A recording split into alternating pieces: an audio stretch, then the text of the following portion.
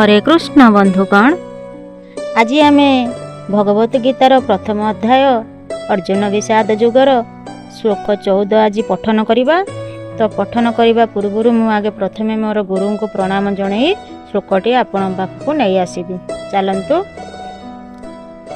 ओम अज्ञानतिमिरान्धस्य ज्ञानञ्जनशलाकया चक्षुर्न्मिलितं येन तस्मै श्री गुरुवे नमः। अखण्डानन्दबोधाय शिष्य संतापहारिणे सच्चिदानन्दरूपाय तस्मै श्री गुरुवे नमः। अखण्डमण्डलाकारं व्याप्तं येन चराचरं तत्पदं दर्शितं येन तस्मै श्री गुरुवे नमः। हरे कृष्ण हरे कृष्ण हरे कृष्ण। चलन्तु श्लोकटी पढ़िबा।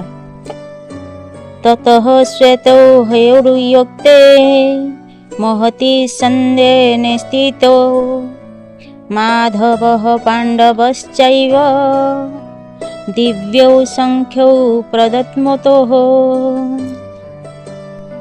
हे बंधुगण, एही श्लोक रे वर्णना करा जायछि जे जेतेबेले कौरव पक्षर पांडव प्रचंड शब्दर प्रत्युत्तर रे पांडव पक्षरु मध्य शंखध्वनि करागला।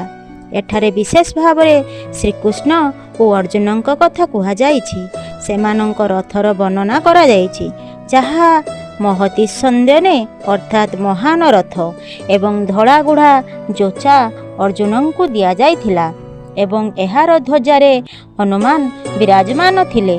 एही दिव्य रथर बसी माधव एवं पांडव निज निजर दिव्य शंख बजाइले।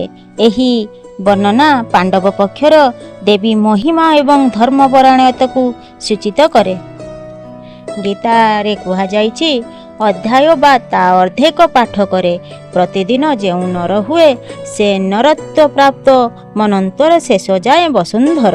अर्थात जदि कौनसी व्यक्ति प्रतिदिन गीतारे गोटे अध्याय किंबा अधा अध्याय मध्य पाठ करे तेबे से एक मनंतर अर्थात बहु कोटि वर्षर समय पर्यंत मनुष्य जन्म लाभ करिवार अधिकार प्राप्त करे। मनुष्य जन्म दुर्लभ एवं आत्मोन्नति पाई श्रेष्ठ सुजोग। तेणु गीता पाठ एही सुजोग को बजाय रखिबारे साहाय्य करे।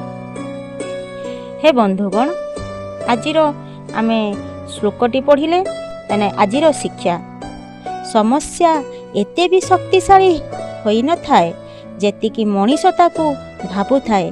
काहेकि ना अंधकार जेते भी शक्तिशाली होइथिले मध्य सकाळर सूर्य आगरे मुंड नुआई थाए। हरे कृष्ण हरे कृष्ण हरे कृष्ण।